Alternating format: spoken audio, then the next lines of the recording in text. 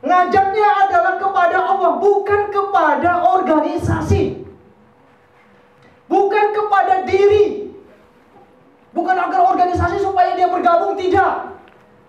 Bukan juga kepada diri agar dia kemudian menjadi tokoh, tidak. Agar perkataannya diikuti, tidak. Agar kemudian menjadi dia populer, tidak. Tujuannya murni hanya kepada Allah. Dalam ayat Al-Quran, A'udzubillahi minasyaitonirrajim. Bismillahirrahmanirrahim. Qul hadhihi sabili ad'u ilallahi ana wa manittaba'ani. Yusuf. Qul, katakan wahai Muhammad, hadhihi, inilah, maksudnya yang jalan ditempuh, sabili, jalanku. Ad'u ilallah, aku mengajak semua manusia ini ilallah, bukan kepada Nabi Muhammad. Makanya setelah Nabi Muhammad meninggal, ada orang memahami Islam itu karena ketokohan Nabi Muhammad, ada karena Al-Quran. Makanya setelah Nabi Muhammad wafat, orang yang beriman karena ketokohan Nabi Muhammad semuanya murtad. Kembali lagi ke jalan kekafiran. Hanya karena beriman kepada ajarannya Allah sajalah yang kemudian meyakini, akhirnya imannya tambah. Sahabat Umar wakilah, sahabat Umar ini antara ketokohan Nabi Muhammad dengan ajarannya sama-sama hebat, kagumnya luar biasa. Ketika Rasulullah meninggal, sahabat Umar sampai mencabut pedang. Siapa yang mengatakan Nabi Muhammad meninggal? Tidak, Muhammad itu tidak meninggal. Nabi Muhammad hanya bertemu dengan Rabb-nya sebagaimana Musa bertemu dengan Allah selama 40 hari. Nanti Nabi Muhammad akan kembali. Tapi kemudian Abu Bakar mengingatkan bahwa wa ma Muhammadun illa rasul. Muhammad itu hanya utusan. Qad khalat min qabli rasul. Yang dulu-dulu juga sudah ada nabi-nabi itu. Fa in ala immata ilmu kutabtum. Itu ayatnya seterusnya. Kalau seandainya meninggal, apakah kamu akan kembali menjadi kafir? Inilah salah satu contoh. Antara sahabat Umar saja, antara ketokohan dengan ajaran ini sama-sama. Nah, ini salah satu tujuan. Yang kedua, yang selanjutnya adalah bil hikmah, dengan hikmah, wal mau'izatul hasanah. Apa tujuannya? Hatta yakfuru bit-taghut, sehingga dia mengkufuri taghut, wa yu'minu billah, dan beriman kepada Allah, wa yakhruju, dan keluar min zulumatil jahiliyah, dari amal-amal jahiliyah ila nuril Islam, kepada amal-amal Islam. Dilanjutkan.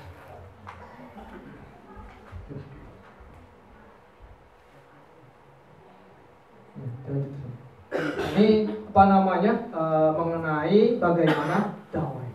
Sekarang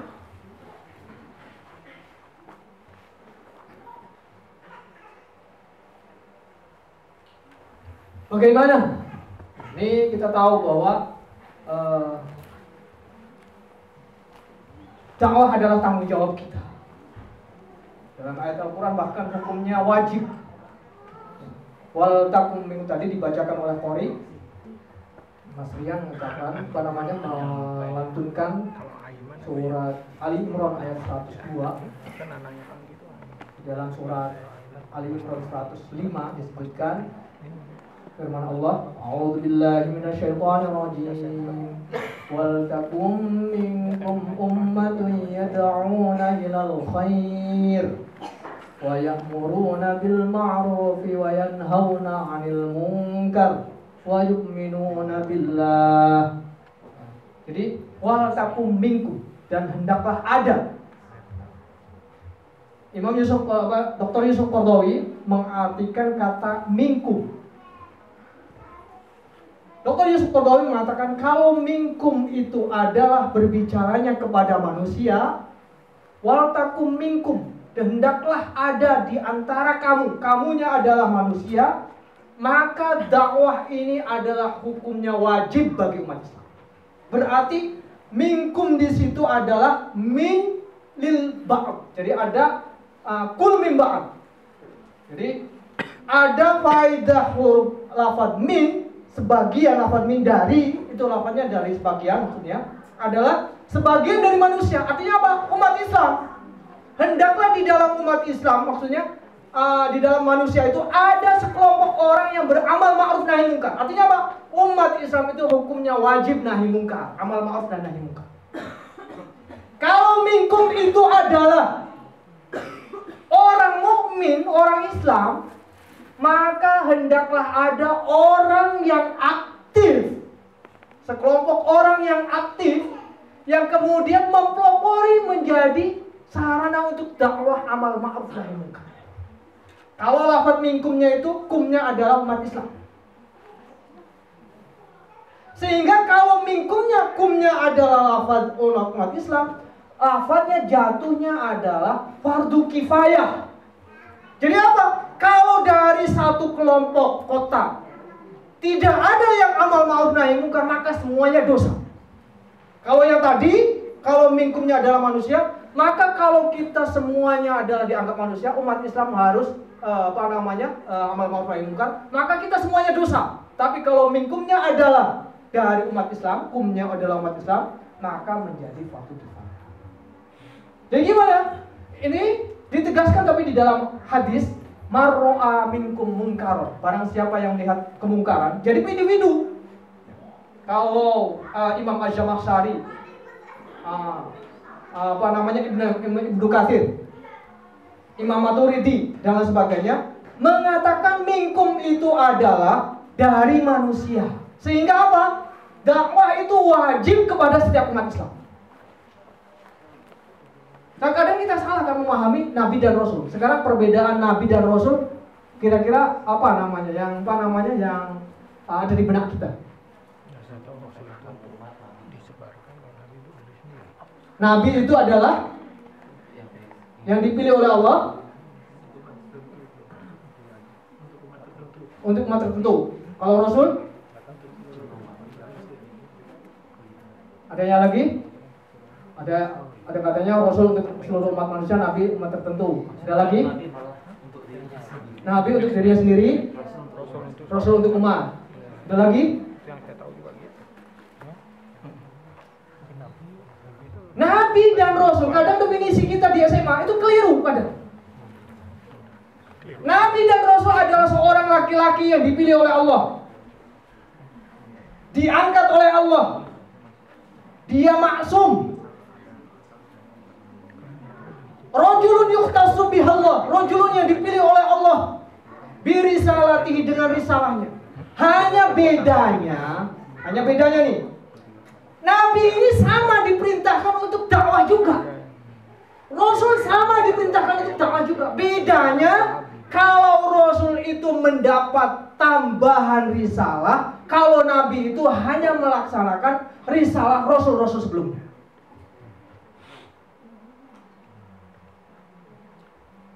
Jadi setiap Rasul risalahnya berbeda. Ada setiap satu Rasul risalahnya satu, ada dua Rasul satu risalah, ada kemudian Rasul-Rasul yang lain menambahkan sedikit saja. Misalkan begini, Nabi Musa itu hidupnya samaan dengan mertuanya. Mertuanya Nabi Musa siapa? Nabi Syuaib. Beda kota. Risalah Islamnya sama, tapi syariatnya ditambah. Kalau Nabi Musa, risalahnya itu kalau kena kotoran, maka kalau kena najis, pakainya digunting. Kalau Nabi Syuaib tidak, kalau kena najis ditutup dengan daun yang lain. Kenapa? Karena orang Bani Israel di zamannya Nabi Musa itu lebih pintar daripada kaumnya Nabi Syuaib. Pintar nganyam, pintar apa, sehingga apa? Kalau nganyam lagi itu bagus, meskipun dingin. Kalau Nabi Syuaib tidak, karena kaumnya tidak mampu keahlian nganyam. Makanya apa? Ditutup saja dengan daun. Kalau daun itu lepas, maka menjadi suci. Nabi sama, Nabi hanya bedanya kalau Nabi meneruskan. Contohnya, ada Nabi lain setelah Nabi Daud, setelah Nabi Idris, hanya melanjutkan syariatnya Nabi Idris. Ada nabi, contohnya Nabi Daniel, melanjutkan setelah Nabi Nabi Musa, ada Nabi Daniel. Nabi Daniel hanya melanjutkan risalahnya Nabi Musa.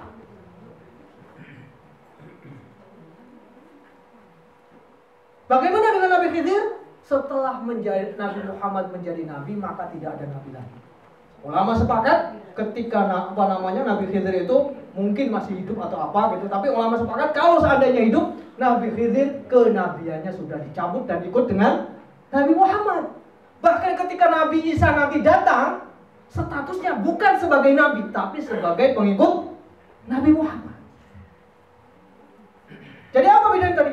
Bedanya hanya ada risalah atau tidak. Tapi Nabi tetap diperintahkan, Rasul tetap diperintahkan menyampaikan. Makanya ulama adalah warasatul anbiya, bukan warasatul rusul.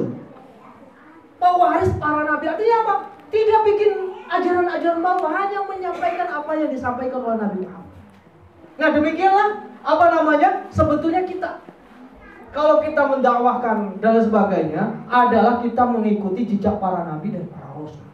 Hanya kalau ulama tadi yang disebutkan, ulama dalam hadis, ulama ummati kal anbiya Bani Israil. Ulama umatku adalah seperti nabi-nabinya Bani Israil. Artinya apa? Dia tidak mengajarkan syariat-syariat baru, tapi dia hanya melanjutkan atau menyebarkan ajaran yang sudah dibawa oleh Allah. Nah ini kewajiban kita semua, teman. Makanya salah satunya adalah ketika kita sudah menyadari bahwa dakwah adalah tanggung jawab kita, maka salah satunya adalah kita berkontribusi semaksimal mungkin bagaimana dakwah itu eksis di kota. Syiar Islam itu eksis di kota. Pengajian itu hidup. Panji-panji kebenaran itu hidup. Kalau di sini TPA itu lancar. Isi pengajiannya lancar. Ada kemudian acara-acara yang bersifatnya amal ma'ruf nahi lancar, mungkar didukung. Dalam hadis disebutkan kun rabi'an wa la takun khamisan. Jadilah engkau yang keempat, bukan yang kelima. Jadilah kamu rabi'an kan hari Rabu. Jadilah kamu hari Rabu bukan hari Kamis.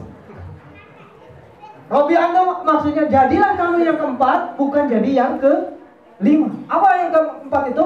Yang pertama, aliman. Pertama orang yang alim, mengajarkan. Kalau tidak bisa mengajarkan, menjadi guru TPA, menyampaikan materi, tausiah, kemudian khutbah, Au muta'alliman, atau orang yang belajar. Oh saya nggak mampu Pak. Maka belajar qiraah, belajar ngaji Quran, belajar ilmu tajwid, belajar misalkan ada kajian Riyadhus Shalihin, Ustaz Hartanto ikut, misalkan ada kajian-kajian yang lain ikut. Namanya pembelajar, muta'allim. Mustami'an, atau menjadi pendengar. Pak, saya ngajar nggak bisa. Belajar juga waktunya nggak cukup. Gimana dong? Kemudian saya nggak mungkin lagi hafalin, otak saya sudah sedikit kemampuannya. Gimana? Menjadi pendengar. Mustami'an, menjadi pendengar, mendengar. Atau kalau Pak saya sibuk Pak, nggak ada waktunya. Yedetak musik arbaitu.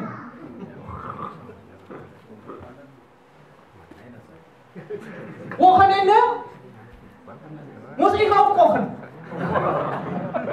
Gantian jadwal masaknya. Malam musik schlafen. Saya tidur Pak. Loh kalau misalkan sebulan sekali musik pacirin gitu. Ya kalau misalkan Ramadan Pak, ya udah kalau gitu Ramadan. Urlaub nih. Nah Indonesia kemudian flick itu sebagai aduh, nggak ada. Kalau tidak bisa menjadi pemateri, tidak bisa mempelajari, tidak bisa mendengarkan, maka menjadi keempat yang muhibban, penyokong.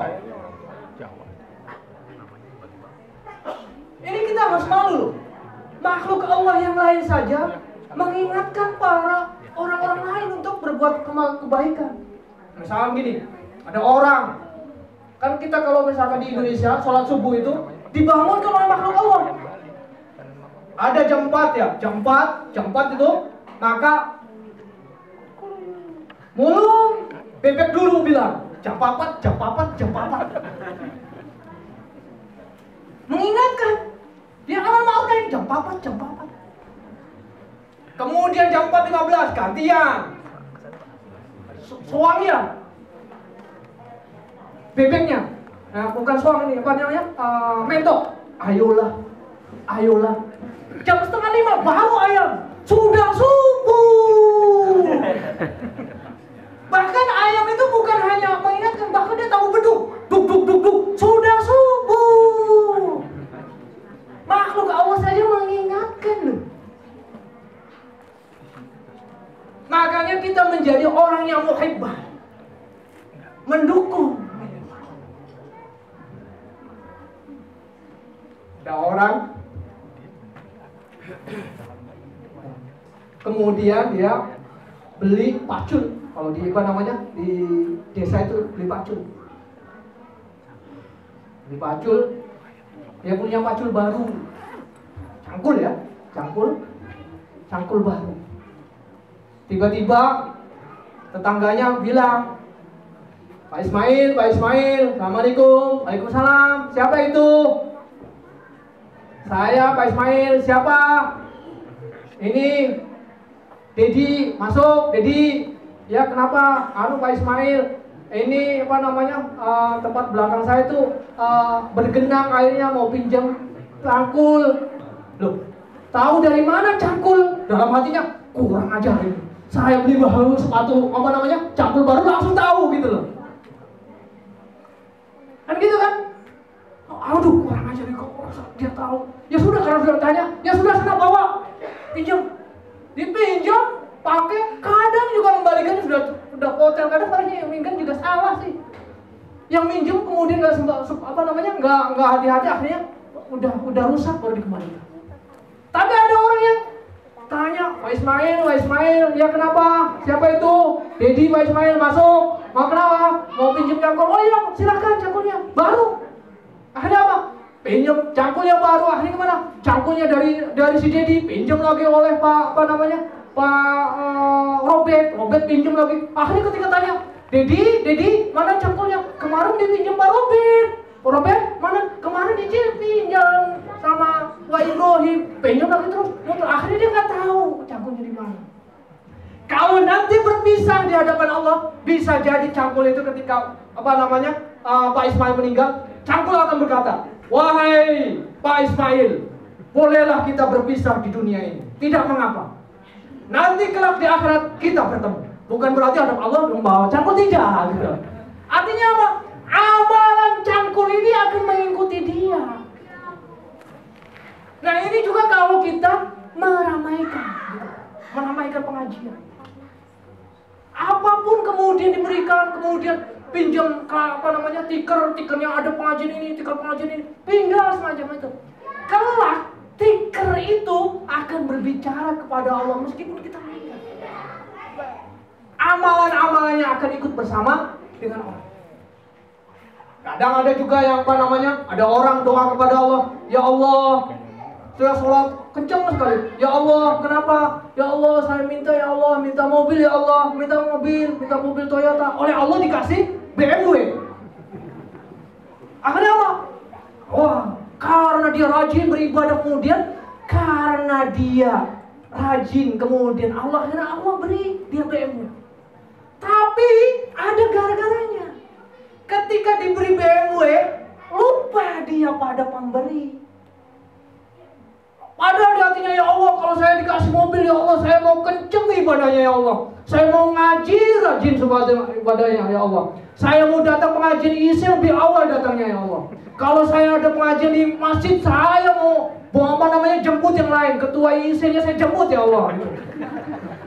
Tapi begitu diberi oleh Allah mobil, Ada orang yang lupa ketika maghrib selama Allahu Akbar, Allahu Akbar. Yang tadinya sudah masjid, dia masih benerin BMW saja. Pak, kok nggak ke masjid?